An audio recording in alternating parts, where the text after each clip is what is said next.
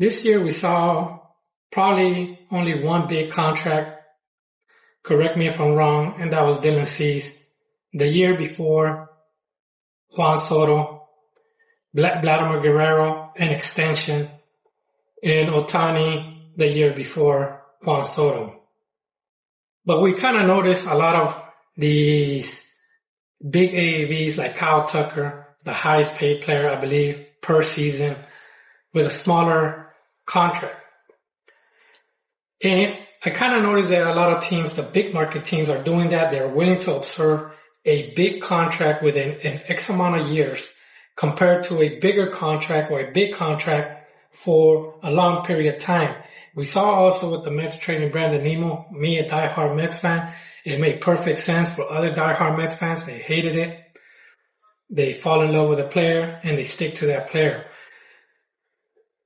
It made sense because now, yes, we have a bigger AAV, but sooner or later, Marcus Semien will be gone faster than Brandon Nimmo. And if we look at the big contracts of 2020, this is not including the extension. The extension was a big plus for the Dodgers, how they are successful now. They're not looking for a player's yesterday stats, but what can you provide for tomorrow for us? And they gave an extension after they traded for him for, I believe, Jeter Downs, Alex Verdugo, and other players. They got Mookie Betts, and they extended him right away.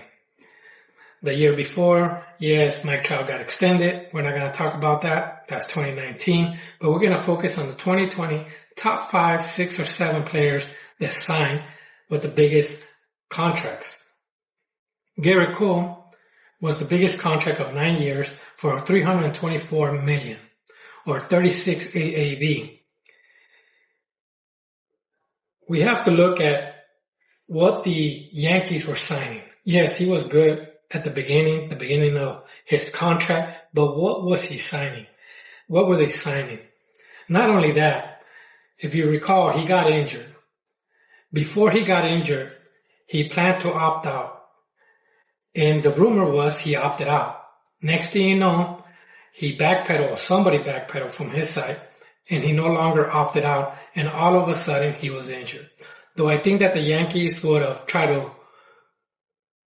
sign him after he opted out, I don't think so. And if he is, not for the same amount. Maybe bigger AAV, but not the same amount or the same amount of years after realizing that it was too much, or he's already on a downhill, steep hill, or whatever you want to call it. Yes, I do like the Yankees rotation, injury prone, Max Fried, Gerrit Cole, Rico Rendon, Gil, and the whole list of pitchers that they have. I like their pitching. But this is one of the stepping stones on why I believe that these big AAVs are no longer given, especially for pitchers, especially for big market teams. The next contract, and yes, I do understand that the Dodgers, they signed X amount of pitchers for long contracts, but they're focused on tomorrow, not like all these teams that were focused on yesterday. These two players are Washington Nationals. One of them signed with the Nationals, 7 years, $245 million, or $35 million per year. And that was Stefan Strasburg.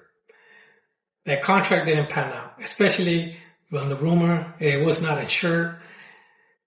It set the Nationals back. Not a big market team, we'll say middle to below middle, and now they're stuck with a contract of 7 years. That was 2020, meaning 2027, then they'll get rid of it. The next one is another National, but he headed to the Angels, 7 years, $245 million, same amount of years, $35 million per year AAV. And that's Anthony Rendon. I believe he was 29 years old at that time. Don't quote me on that. Let me look at his age right now. I don't want to give the age of today for the age of when they signed it. And his age right now is 35. So yes, those were the ages of the year that they signed the contract. So he was 29. Strasburg was 31. That's a big iffy. And Gerrit Cole was 29. Now we look at smaller contracts, but I feel like these players, one of them pan out, the other 2 or 3 didn't pan out, in my view. And that's Zach Wheeler. Zach Wheeler was I know he got injured, but you cannot beat his stats. 5 years, $118 million or $23.6 million at the age of 29. I feel like that was the best deal out of all the contracts, out of the top 7 contracts that were given that year. The Twins gave a 34-year-old a 4-year contract, $92 million or $23 million per year in Josh Donaldson. Not a good contract. Then we have to look at another player that with a focus on yesterday's stats, World Series, the whole 9 yards. He was 30 years old at that time. You could see that he was already on a decline with the Giants, but the Diamondbacks gave him a 5-year, $85 million, $17 million per year. Madison Bumgarner, that he did not fulfill the whole contract, he was cut. The number 6 pitcher or contract because there's hitters and pitchers, is Hyun Jin Ryu, who signed a 4-year, $80 million, $20 million per year at the age of 32. I don't need to say more. And the final contract or big contract was Yasmani Grandal, 4 years at the age of 31, $18,250,000. As we can see, these contracts don't really pan out, but at the same time, Josh Donaldson, Madison, Hyun-Jin Ryu, and Grandal, they were 5 years or under. I understand a little bit more. 4 years was Donaldson, Ryu, and Grandal. But the 7 years, they backfired with Rendon and Strasburg and Garrett Cole in a 9-year. I don't think it's going to be a good contract in 2 years. And this is where I see, and I know I'm getting off topic because now I'm going to talk about my favorite team, but I also see other teams doing this.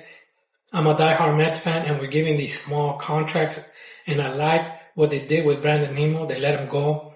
You cannot get attached to a player. I'd rather have a big AAV with Marcus Semien, and then next thing you know, we have that position open for another player that we might sign, or a prospect that we feel is capable of fulfilling that position.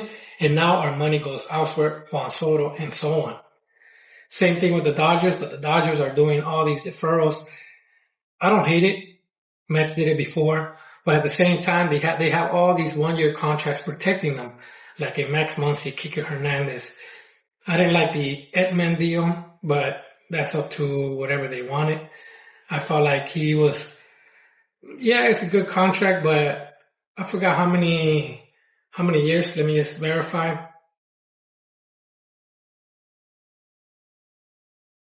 He signed a 5-year, $74 million. I'm not a big fan of it, to be honest, but that's just my opinion on it. Still, $14 million is good, but still it clogs a position that I feel that a superstar, they already have plenty of superstars with Freeman, Mookie Betts, Ohtani, and now Kyle Tucker, that a contract like that, rather give it to a younger player or a player that is almost at the end of their career for a 1-year contract, like a Kike Hernandez or so on. You cannot have a whole superstar team of pitchers and hitters. I like what the Mets are doing. I like what the Dodgers did. If you look at the Dodgers and you look at all these players that were fan favorites, they were living on a 1-year, 2 years, 3-year contracts. Clayton Kershaw is one of them. You could look back. Oral Hershiser, Mike Piazza got traded. Those were the Dodgers. The Dodgers that you expected as a diehard Dodger fan to keep. Same thing now with the Mets. You could look at other teams same way. They are willing to sacrifice what the fans like compared to keep them. The Nationals did that, most of them, because they didn't have a choice. Bryce Harper, Juan Soto, and Anthony Rendon paid off with Anthony Rendon. Bryce Harper, I believe it's an overinflated contract. Juan Soto would have been good, but they got good prospects. They understood the assignment after seeing Rendon and Bryce Harper gone. They said, you know what? Prospects for Juan Soto. And they have a good team. For me, a good team for the contracts that they have. And that's all I got. I just wanted to go back to 2020 with the highest contracts, and how they're doing now. As we could see, if we look back, how many are still playing in major leagues. And I'm going to go back. Hopefully it goes back to that page. If we look at it, Gerrit Cole's still playing. He's going to come out of DL. Strasburg is gone. Rendon is gone. Wheeler's in the injury list. Donaldson, I believe, is gone. Bumgarner is gone. I'm not sure about Ryu. Let me verify with Ryu where he's at now. He is still with the... Actually, he's gone, I believe so. He's long gone. But let me verify. I remember him pitching. 2023 was his last year. He's gone. So right now, it's 2 and 3 gone. Actually, Strasburg, Rendon, Donaldson, Bumgarner, Ryu are gone. And I believe Grandauer is gone. 6 out of the 8 contracts are gone. The other 2 are injured. But I think Zach Wheeler's still a great pitcher. And that's all I got. Hopefully you like my video. Look at how these players pan out with the contracts in 2020 and understand why these teams are going with a bigger AAV now. Thank you, and thank you for watching. I know this is a broader MLB, but let's go Mets. Thank you.